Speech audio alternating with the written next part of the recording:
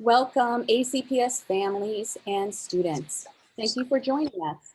In order to ensure all families and students are able to access this presentation in their preferred language, we are providing simultaneous interpretation in Spanish, Amharic, and Arabic today. Please press the globe at the bottom of your computer screen and select your preferred language.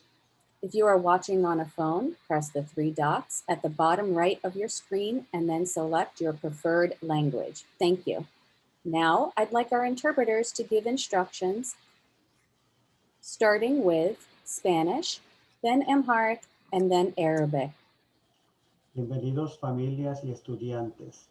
Queremos acomodar su lenguaje preferido, estamos interpretando simultáneamente al español. Oprima el símbolo del globo abajo en pantalla o los tres puntitos en su celular y luego escoja el español. Gracias. እንኳን ደህና መጣችሁ የኤሲፒኤስ ቤተሰቦች። ትርጉምን ለምትፈልጉ የዓለም ቅርጽ ያለባትን ነክታችሁ ለአማርኛ ጃፓኒስ የሚለውን ትመርጣላችሁ። በስልካችሁ ደግሞ ለምትጠቀሙ 3 ነጥብ አለ። እዛ ላይ ሄዳችሁ ከ3 ነጥብ ውስጥ ገብታችሁ ቋንቋችሁን መምረጥ ትችላላችሁ። مرحبا أنا المترجم العربي لعوائل ACPS. إذا أردت أن تستمع إلى الترجمة باللغة العربية من الكمبيوتر اذهب إلى علامة الكرة الأرضية في أسفل الشاشة واضغط عليها واختار اللغة الصينية. وإذا كنت تشاهد هذه الحلقة من عبر التليفون اذهب إلى 3 النقاط في الشاشة واختار اللغة الصينية. شكرا. Thank you to our interpreters. Now let's welcome School Board member Heather Thornton, who will introduce our student panelists. Thank you so much, and hello everyone, and welcome to the first student conversation on the Identity Project. I am Heather Thornton, one of your school board members for Alexandria City Public Schools, and I am honored to be here with you today. We can go to our next slide.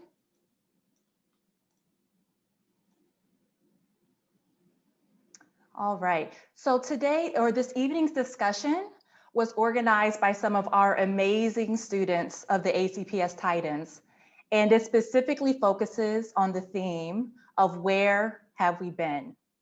The goal of the Identity Project is to create a space for vulnerability and for empathy. We heavily emphasize the importance of student voices and ensuring every voice feels heard and amplified. Everyone deserves an opportunity to share their unapologetic truth. So today our students have prepared some questions for the discussion, and each panelist will have the opportunity to answer those questions. So once the panelists finish their responses, we will also give our attendees the opportunity to weigh in and lend their voices. And of course, this is as time permits. We'll try to get to everybody. So for those in the audience who do wish to speak, we kindly ask that you use the raise your hand feature on the bottom of your screen, and we will address each person in the order that their hand is raised. In order to give as many people an opportunity to speak as possible, please try to keep your responses to 1 to 2 minutes so that we can hear from as many people as possible. But again, this conversation is the first of 3 student conversations that we will be having. The second conversation, which will be held at a later date, will be focused on the theme of where are we now? And the third conversation will be focused on the future, where are we going? And before I introduce our honorable student panelists who have organized this event, I want to take a moment to acknowledge our superintendent, Dr. Gregory Hutchings, who has joined us today. And I believe Dr. Hutchings will be giving us a few words to close us out, to give us some of his words of wisdom. But just wanted to say thank you for being here. All right, and without further ado, our wonderful 6 student panelists. I want to first start off with Miss Ashley Sanchez Villafara. Thank you for joining us. Secondly, we have Fina Owusu. We also have Karam Burhas, Reese DuPont, Peter Riscala, and Lorraine Johnson.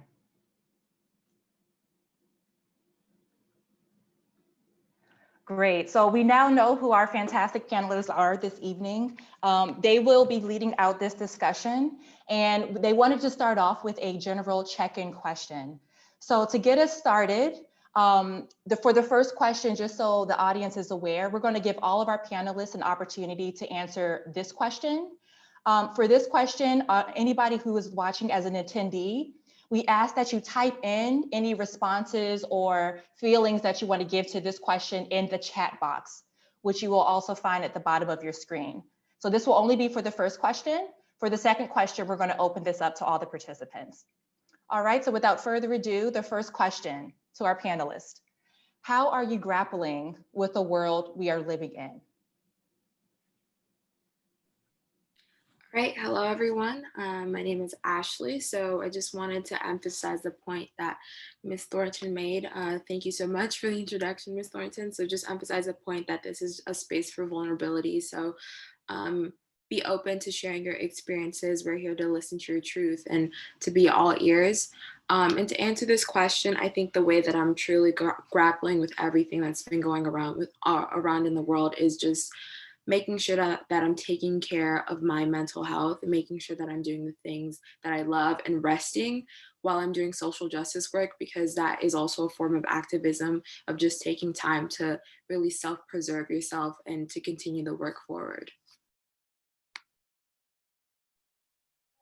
My name is Fina Owusu, and to answer your question, it is hard for me to cope with everything that is going on, especially with the death of Breonna Taylor and George Floyd. I'm still learning to manage my mental health.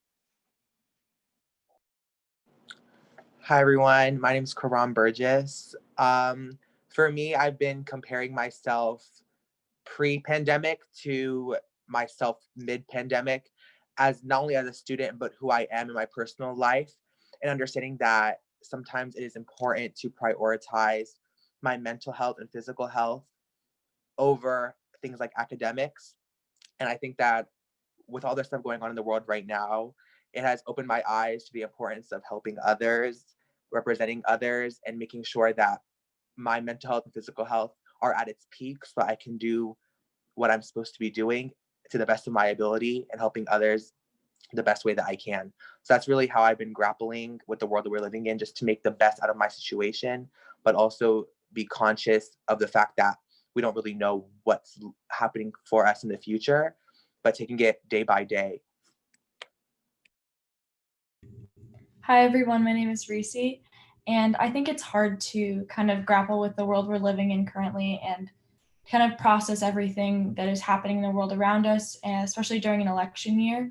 And I think it's hard feeling overwhelmed both in school and in outside work, and just trying to learn how to apply what we've learned over the past 7 months to our daily lives and holding others accountable as well as holding ourselves accountable. Hi, my name is Peter. What I've been doing to grapple with this time right now is taking the time to reflect. I'm sure all of us have had plenty of time to reflect on what we've done pre-corona and sort of what we plan to do in the future. And I think this has definitely given me an opportunity to find new organizations to be a part of and just be involved in organizations that I never saw myself joining, and definitely taking care of my mental health and sort of seeing behind the numbers or beyond the numbers, and just making sure that we can be the best people that we can be.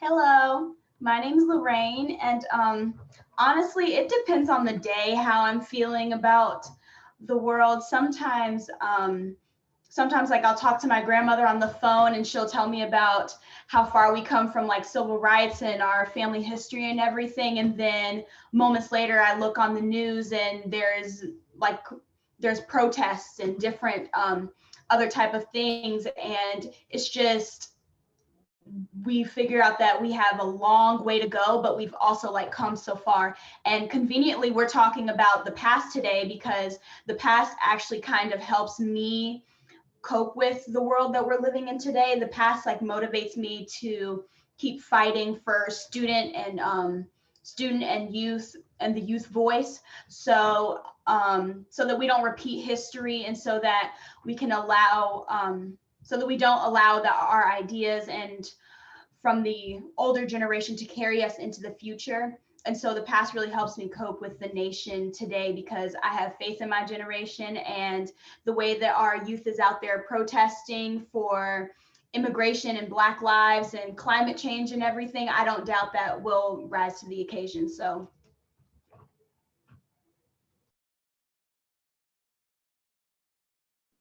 I think we can read some responses that were put in the chat because you guys are saying a lot.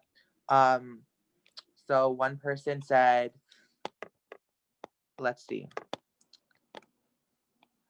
Giselle Hughes said, right now I am struggling a little bit. I miss social interactions and my friends. The racial tension in our doesn't help too much either. Yep. Let's see. Miracle Gross said she's stressed but blessed. Period. Got it. I think that's all that we have for that question, but thank you guys for sharing. And we're going to get into the more nitty gritty now, so be prepared. I think stressed but blessed is the theme of the year right now. So I really appreciated that comment. Thank you. And thank you to all of our panelists for opening us up with this discussion. All right, so for question number 2, we're gonna get a little bit more in depth here. To our panelists, can you please tell us about your experiences or observations in ACPS or in the Alexandria community as it pertains to identity, oppression, or prejudice? And so again, our panelists will start us off, but after this question, we will open it up to our attendees to offer their voices as well.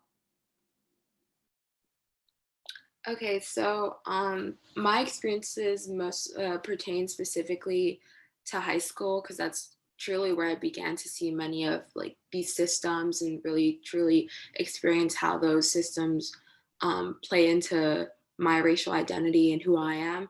And so being one of the few students in AP classes has kind of really formed my racial and ethnic identity and has formed my experiences throughout high school because being in these classes, you're one of the few students and you don't really have the ability to find your own like niche or social group because you feel like you're an outsider, honestly.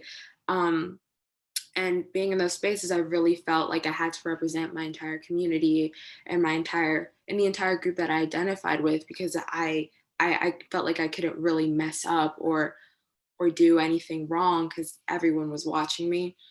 And so being in those spaces has really formed truly who I am and has really opened my eyes to like the discrepancies and the disproportionalities we see within these courses and how it's truly unfair and it doesn't truly reflect who we are as a school division and who we are as a school, who the TC Williams community is as a whole. So being in those spaces really emphasized and just demonstrated to me a lot of the discrepancies I see.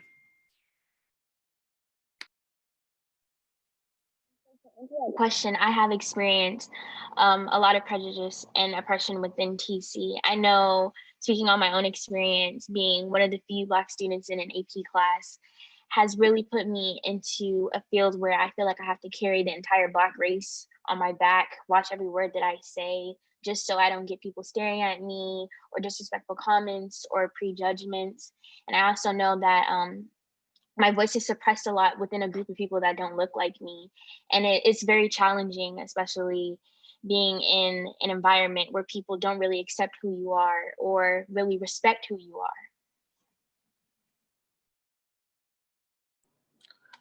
For me specifically, I have been a student in the Alexandria school system since I was in kindergarten, but it wasn't till high school that I started taking initiative and being in roles of a student leader. And I realized a pattern within our school system where there are a lot of opportunities for us to be student leaders, lead a group, whether it's president of your class, student government as a whole, student school board reps like Ashley and Lorraine, BSU president like Fina, and there are a lot of opportunities for us to be leaders. But the pattern that I've noticed is that even though we are given these platforms and these privileges, we are being neglected a lot by the administration and the school board as well. I think that I have witnessed a lot of times youth who are student leaders in our community, extracurricular and academic wise, have all this initiative to do stuff in our school and to have our opinions.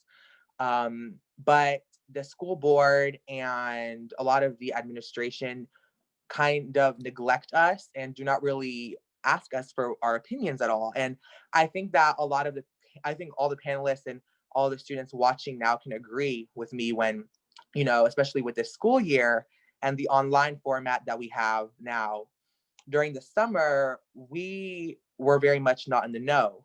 And our opinions were not really asked for other than, in some vague questions in a poll or just overall group discussions, quote unquote, discussions, but they were really, webinars where the people could not really speak at all and just answer a Q&A. So, and specifically, as students at TC Williams, I think we can all agree, like, SEAL time, what is that? I don't even know what that stands for. And I think that's very sad because, the school board has these initiatives to find ways to help us and, say that they have our best interest in heart as not only students academically, but have our best interest in heart mentally and for our mental health.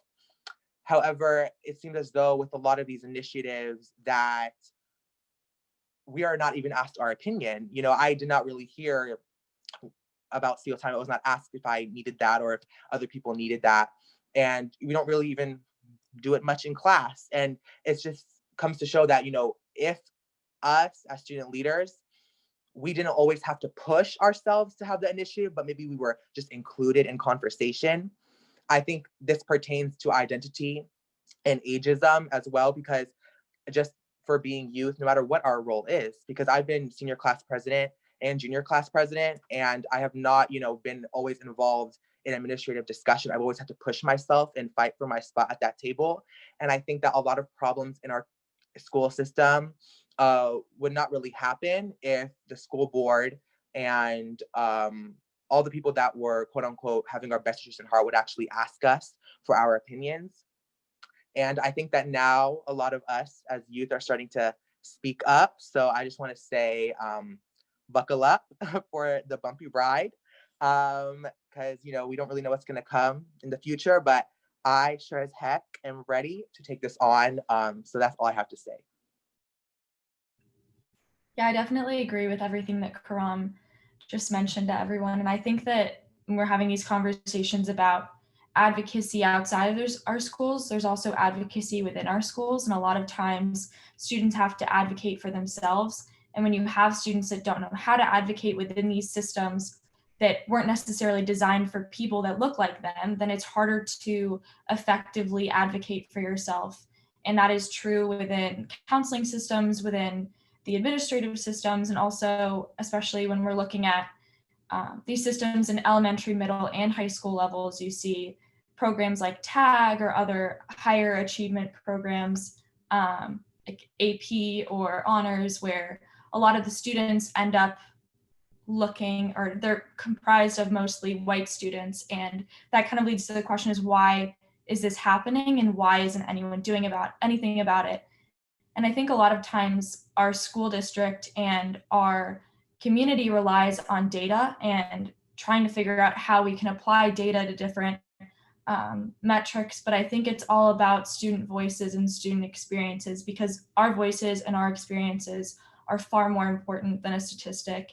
And I think that that needs to be front and center when we're having conversations about equity or every student succeeds. You can't do that without actually listening to the students and hearing from their experiences. Thank you, Reese, for touching on to the statistic aspect of it. You know, as a first generation American, my parents were not born here, and I did not have the resources that many other students whose lineage stretches a lot in the nation. So I sort of had to work a bit harder and just to find my place in the education system and just trying to, you know, fulfill my parents' wishes. And I sort of had this weight on my chest and just this sort of like responsibility to my parents that I'm here because I want to be here, and that I also want to be a doctor. I also want to be a lawyer. I also want to try to be an engineer. You know, I feel like students who identify as first generation Americans should know that they are just as capable as anyone else in the world, and that no matter how hard they have to work, anything is attainable if you are motivated and find ways to cope with your environment. So I definitely think that first generation Americans and anyone who feels disadvantaged in the education system do have to put in a lot of effort, but I think personal growth is also very important, and not feeling obligated by anyone else to do something for someone else. So just be proud of your accomplishment, just being at the school and just knowing what you want out of the school is something that should be commended.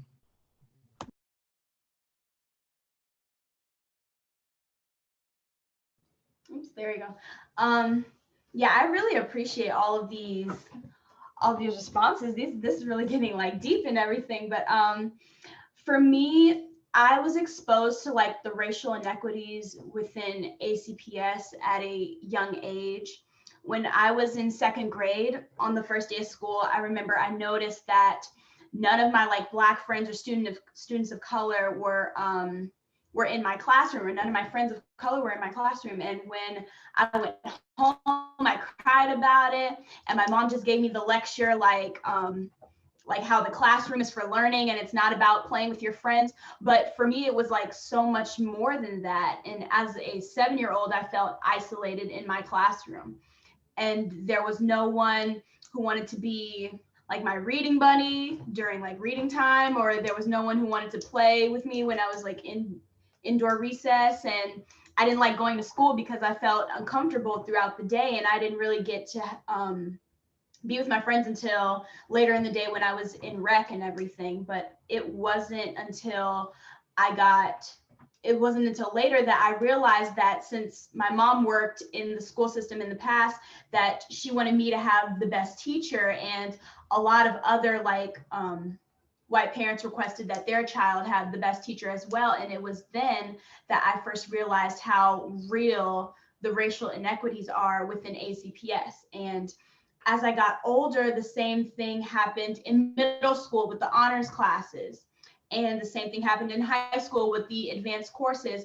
And now that's why I try so hard to encourage my peers to push against this cycle of racial inequities within the classroom and within ACPS. I try to encourage them to go for those advanced courses, even though your teachers might say that you're not ready for it, like still try it. And being like the student representative, I try to inform a lot of my peers about the decisions that are going on, because I feel like we need to be a part of it and everything. And the same thing that Karam said about student engagement took the words right out of my mouth. That was really great, and I have the same sentiments. Thank you all very much. I know I'm definitely learning a lot from you from a school board perspective about the student engagement piece, especially, and hearing you out, as we're making decisions, because it affects, you all the most. So it's important that we hear from you. So I do appreciate hearing that. We would love now to open the conversation to any students or families that might also be listening today. So if you have anything that you would like to share, please raise your hand by pressing the raise hand button on the bottom of your screen. And I will be sure to address the person as I see them. All right, so we have Miracle Gross. I see a hand there.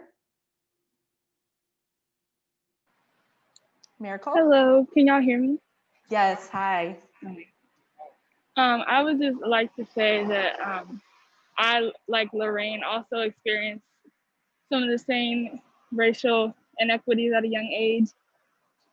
It was when I first got enrolled into the TAG program in about the 4th grade, and I realized no Black students were in my class, and I was the only Black girl in my class.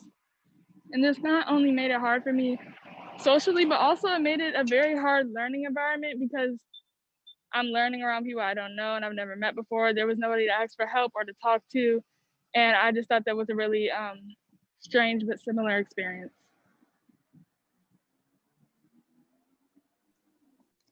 Thank you for sharing, Miracle. All right, I see another hand, Colleen Boyle.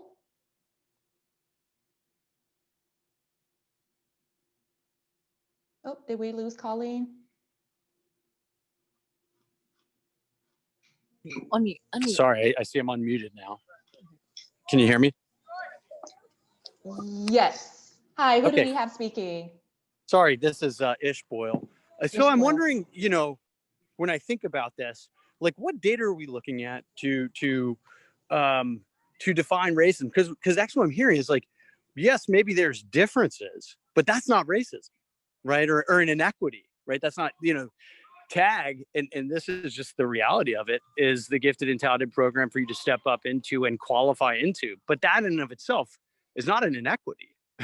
So what I'm wondering is, it's very easy to pin things on inequities, but it's sort of a merit-based thing that you test into. And that by itself is not an inequity. So I want to establish that as that's just the reality. But I guess also what data are we looking at here? Because really it's in the data. So I'd be curious to get that answer. I think I can shed some light on that. Me as well. Yeah, thank you for your input. Me too. The thing about the TAG program is that the inequities, it's not just based on merit, or it's not like a scholarship you achieve. It's also about who recommends you for the program. And a lot of parents recommend their children for the program. And those are predominantly white parents. And in a lot of these spaces, it's not about data, because data can tell you that there are mostly white students in these classes, but it's not going to tell you the specific experiences of these students. Yeah, and to add to that, aside from the merit aspect, it's also a question about opportunity and how we as a school system have told people of color maybe that they aren't good enough and they should not even put the initiative in to test into the program. So you're 100% right that, once the test comes in for the program, that's merit-based. You would not get in if you do not qualify academically. But a lot of what we see is that people of color in our communities, and this is not only for the ACPS, is that our society has told people of color, especially Black teenagers, male and female, and gender nonconforming, that they should not even want to test because they're not good enough. And I think it's all about I know that it's all about the community and the message that we bring across to people of color in our community, that they should feel confident to put the initiative forward to test in opposed to Caucasian people in our communities. So it's not only about the merit base not being equitable or it being equitable, it's about the opportunity itself and the message that ACPS is giving and the message that teachers are giving as well to the kids and their students of color.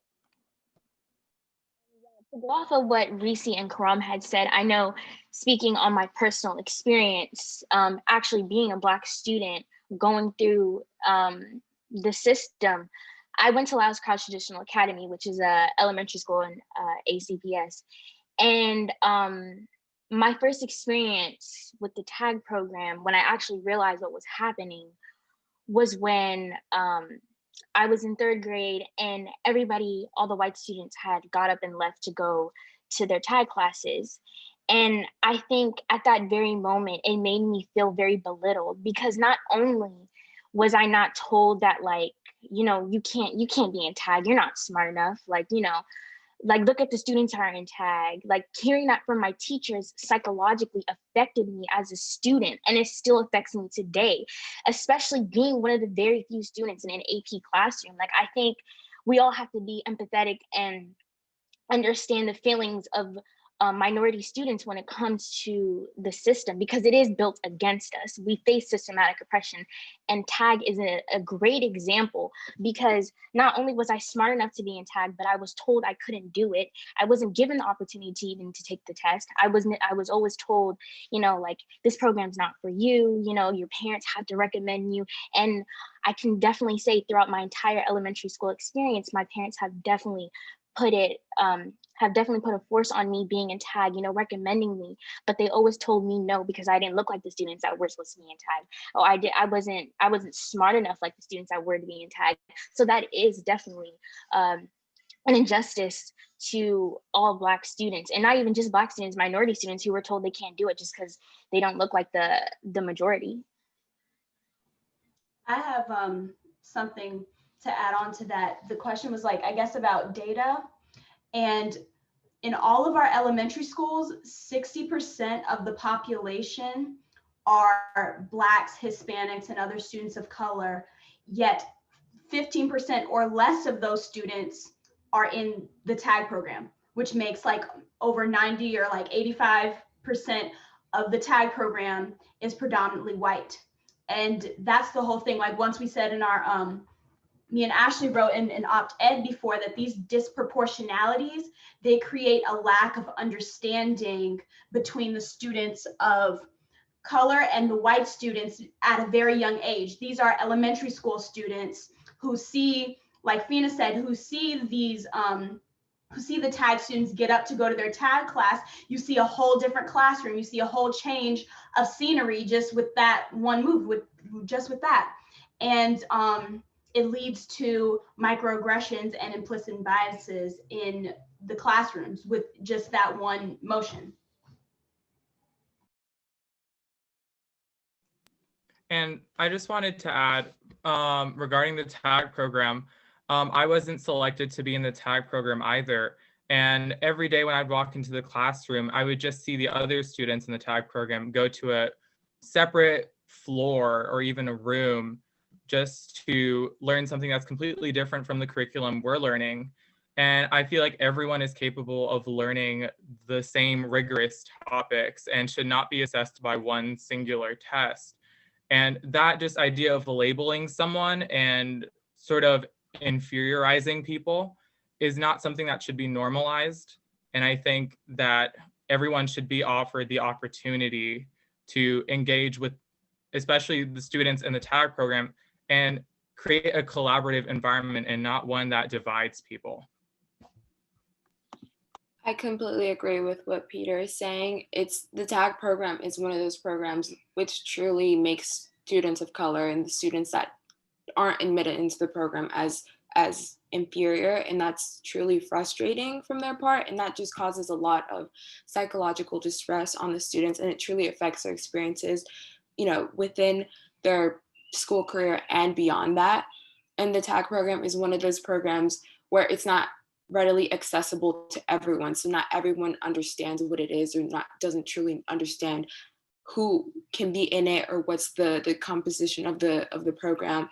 And for example, I was never a part of the TAG program as well, and I didn't even know about the program until I saw my peers literally stand up and go to their TAG classes. And that just clearly shows of the way ACPS works and the way that these opportunities and resources are given to people. And the TAG program is just one of those programs that just completely contributes and just proves the point of students of color, of underrepresented, marginalized communities not having the opportunities readily accessible to them. So that's kind of like what I really wanted to point out. And I think one last thing just to add to that is the question of equity versus equality. And I think that's true not only for TAG programs, but for AP classes. These classes, AP classes especially, you don't have to test into them. But when you're looking at the demographics of these AP classes in comparison to our actual school, the numbers don't add up. It doesn't make sense. The data doesn't tell the truth.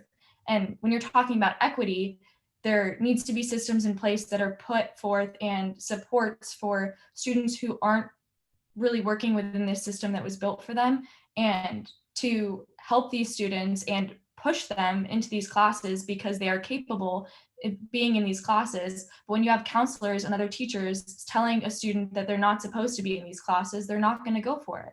And that's not something that data is going to tell you. Going off of what Reese was saying before, I wasn't a part of the TAG program either, but just like they said, you can see in when the students get up from the class, get up and stand up and go into another classroom, and from a 5-year-old's standpoint, or for 5, 6, 7, 8, 9, 10, they think that, oh, they're leaving to go to another classroom because they are better students, or because they're that's probably not what they should be thinking, but that's what it translates to. And the school board was talking, I guess, about having instead of taking the TAG kids out of the classroom, but bringing them in the classroom. And I think that that's like a better solution. But even when elementary school kids do reading groups, we know if you're in if you're in the green reading group, you can only read the green books. If you're in the red if you're in the red pile, you can only read these books. And they divide you into these groups, and we know that it's not random. There's a reason why you can only touch the red books, why you can only touch the green books. And that also tells them that they are not on a level where they can read the red books, but they don't even let them try. Just like with the TAG classes, you won't even let them try to take the test. And yeah. And while we're on the TAG topic, I see some people in the chat that said some stuff, so I'm going to include what they said. First, we have Giselle Hughes, who said, I am a Black girl, and my mother told me that sometimes people will assume I am sassy because that is the stereotype. I remember in elementary school, I was frowning because I was having a bad day, and my teacher told me to stop giving her sass. She wouldn't let us go into recess until I smiled. I too can relate to being the only Black student in advanced classes, and even being able to count the number of Black people in my grade on my fingers. Thank you, Giselle, for saying that. That was very well said. Next, we have Fatima, who I think was speaking on the TAG concept, on the TAG topic. She said, it's like I spent my entire life trying to fight against stereotypes as a Black woman in honors/AP classes. To prove myself, like it felt like I constantly had to work 1,000 times harder than other people to prove myself and prove that I deserved to be in that class. And fighting against those stereotypes of an angry, loud Black woman that now I don't care about those stereotypes. I don't know who I am or who to be anymore. Thank you, Fatima. That was very. And Bridget Aduwadier said, TAG really can be a traumatic experience for a lot of low-income students of color. That whole program needs to be reevaluated. Fatima also said, it's not just in the data, like these students are all sharing the same experiences. Like you can look in these classes and see the disproportionateness of who is in the classes. And people are expressing that TAG was hard for them to see as well. Fatima also added that she went to Lyles too, and there was one other Black student in the entire TAG class. TAG in general just needs to go. Putting race aside, like the concept of TAG is so discouraging to those who weren't in it. It made people feel invalidated and dumb for not being in it. Miracle also said there's many Black kids who don't even know the TAG program exists until they see their peers leave to go to a different classroom. I got one shot at being in the TAG program and I made it. The white students at my elementary school got a chance to each quarter. Also, you take the test in 3rd or 4th grade and it determines the rest of your school career. Let's get real, it's not fair. Paolo Bonilla said, I wasn't accepted in TAG in elementary school. After all the TAG kids left for class, the classroom was full of kids of color. They wouldn't let me even take the test. Amna Barhanu said, I wasn't even allowed to take the tag test because I was an ELL. And I think it's just it's so sad to hear all these experiences because it is truly what is happening. And I agree that if the message that we bring across to children of color, if that does not change anytime soon, the tag program no longer is a tag program, but it is a white student program that people who have the opportunity to test into are in it, and point blank. And that's no longer talented and gifted, but it's just white and white. And I think that if that doesn't change anytime soon, that the tag program needs to be reevaluated. And I know that our girl Reese here, she is in the tag committee, and she probably has been talking about this for a long time. And it's sad that still the change has not been come across. So hopefully now with people listening, and hopefully this is recorded, that these are true experiences from students. That's why we fought to have this be an open Zoom course and not a webinar, so that people like Miracle and Fatima could tell their experiences. So yeah, I hope everyone is listening on that. I just wanted to say how right now this webinar is about the past. And these are high school students talking about their past relationships between the tag program and now. We're like a decade later and this is still going on. And I think it's much worse than it was before, because I hear like other stories that are equally as just detrimenting, because it's still happening now. We're a decade later and this is still going on. What Lorraine was saying, and the experiences that Miracle and Fatima faced, I faced those exact same experiences. I know my first AP class was AP World in 10th grade, and that class was just, it had taught me a lot, especially to like rise above from everybody and their judgmental views against me just because I am a Black female.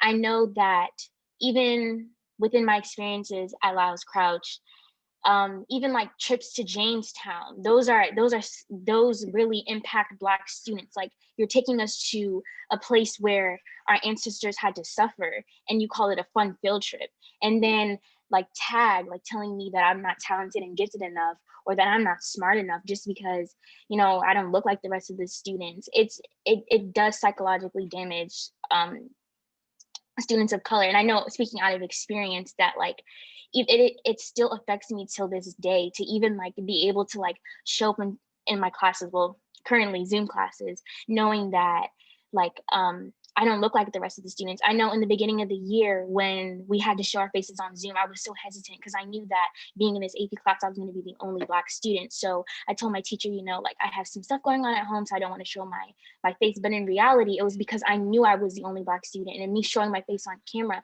would cause a lot of things that I didn't want to go through.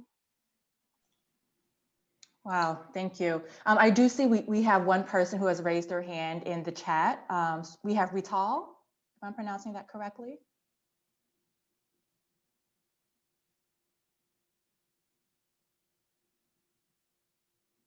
Rital, can you hear us?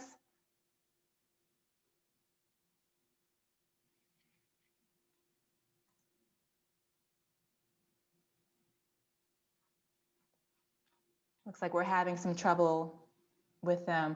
But for those who might have just joined us, we're listening to a very important conversation right now. Some responses to the question that are talking about students' experiences and observations in ACPS and in the Alexandria community at large that pertain to the dual pandemics of COVID and systemic racism. And this conversation is focused on the past right now, but as a lot of our student panelists are pointing out, a lot of these themes are present, and they're currently things that a lot of our students are dealing with. So if you have any responses or anything that you would like to give into this conversation, we invite you to raise your hand and weigh in. I see some more things in the chat.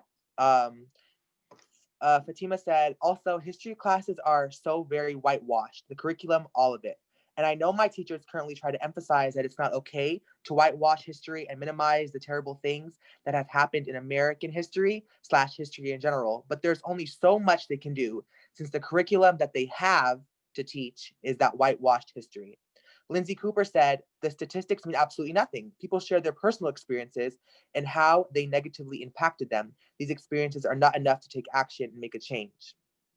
Miracle Gross agreed that even the books we read are all whitewashed. And I do want to go to a comment before about how made by Amna, who said I wasn't even allowed to take the tag test because I was an ELL. And to go back to the point about identity, Peter talked about being a first generation and, you know, being an immigrant yourself. I came to this country in 2005.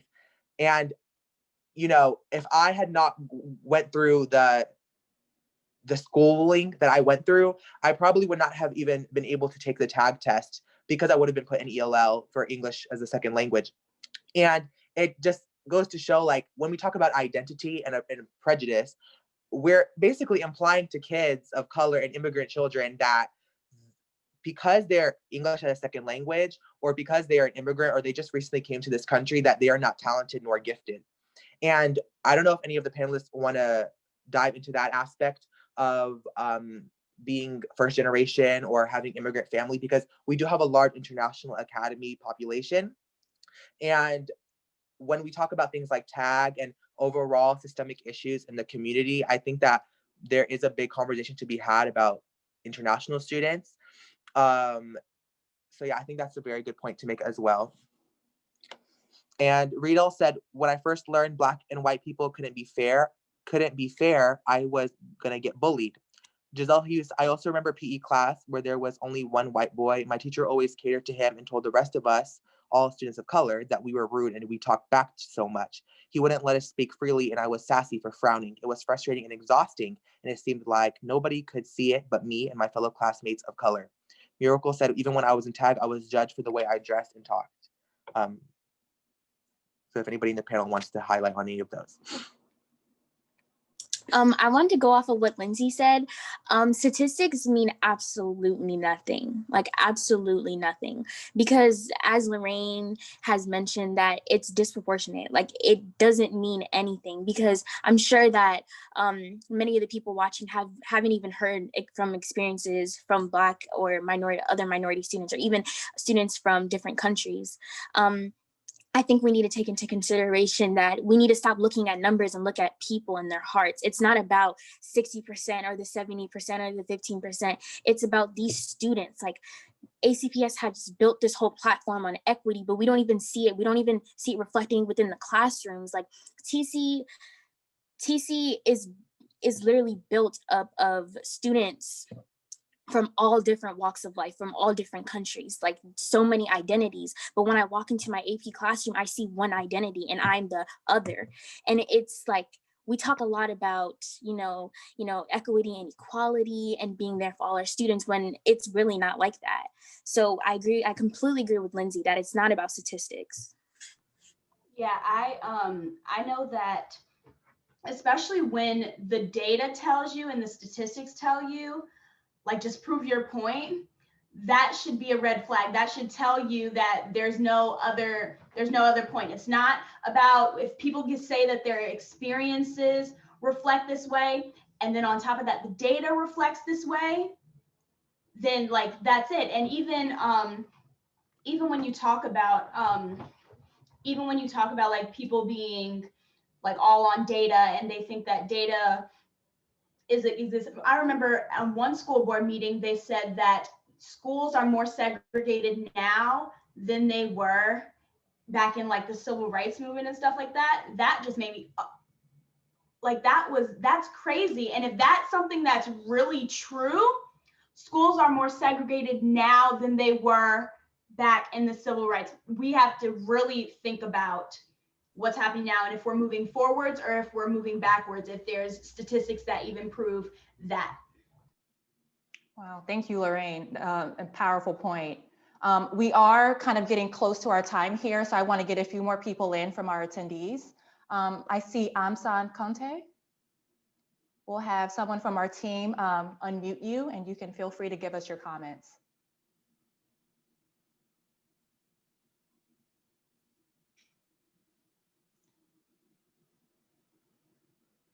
Amsan, I see you're on mute. If you can unmute, we can hear you.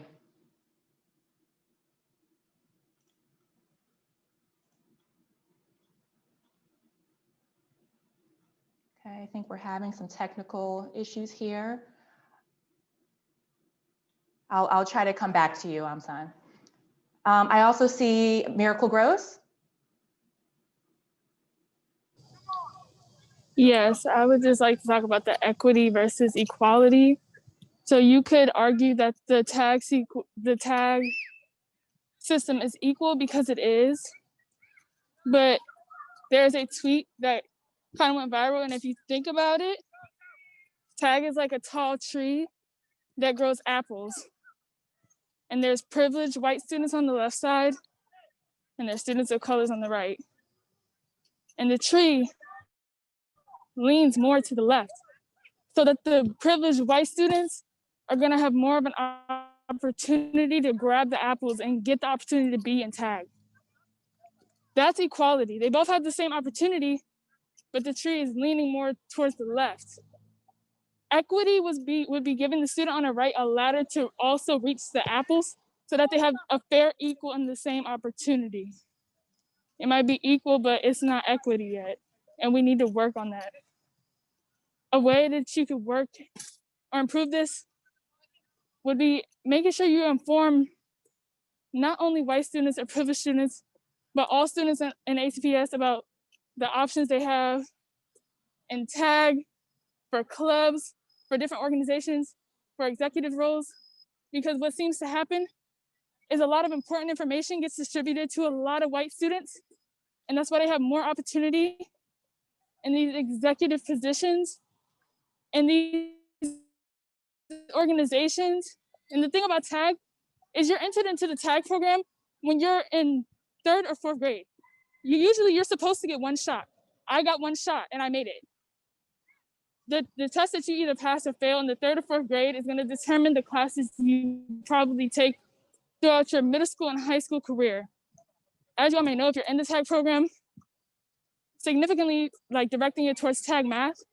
If you passed the tag math program when you were in elementary, you're automatically installed in a class of math higher than those of your peers, which is not fair because the tag program doesn't measure how smart you are. The statistics doesn't measure how smart your students of color are.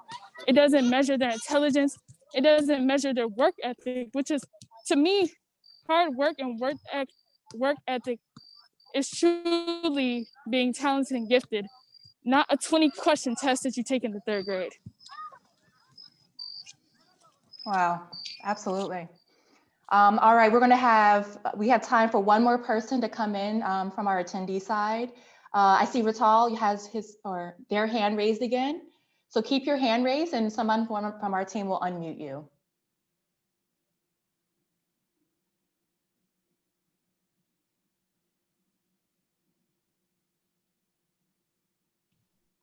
What I would like to speak about is because when I first went to school, I was so nervous because I'm from another culture and I thought no one would ever like me, and I thought I was always gonna get bullied. And ever since I learned about people like back then, they would always be they won't be fair. They wasn't fair about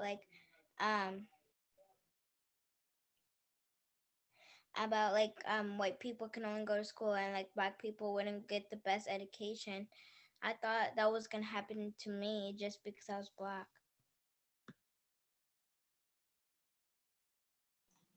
Wow, thank you, Rital.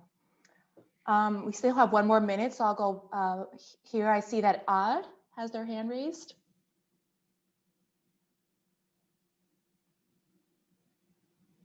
Odd, we have, if you can make it less than a minute, we want to get you in here.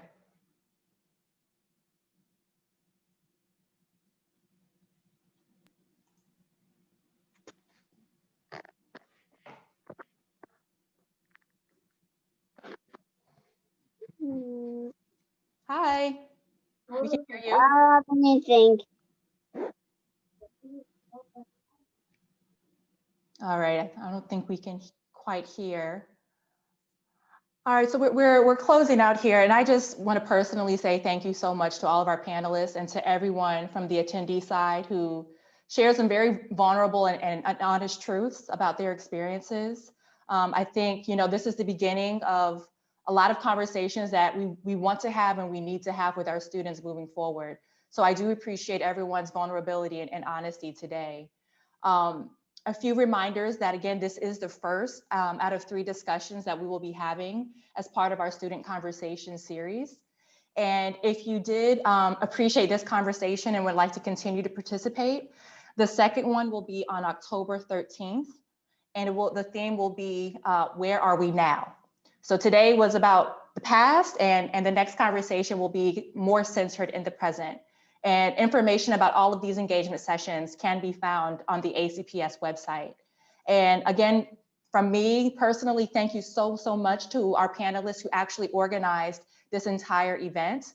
They worked very hard to get this together and make sure that students had opportunities to lend their voices. So thank you very much.